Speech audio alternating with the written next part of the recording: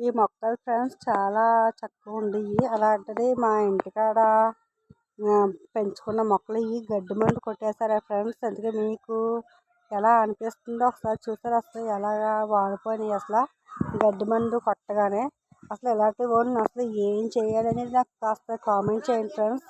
మాకు తెలియకుండా చేయకుండా కొట్టేశారు. నా మొక్కలన్నీ కూడా ఇలా చంపేశారు. మీరే చూస్తున్నారు కదా. అందుకే ఎలాగా అవి చనిపోయినాయి ఆ మొక్కలన్నీ కూడా.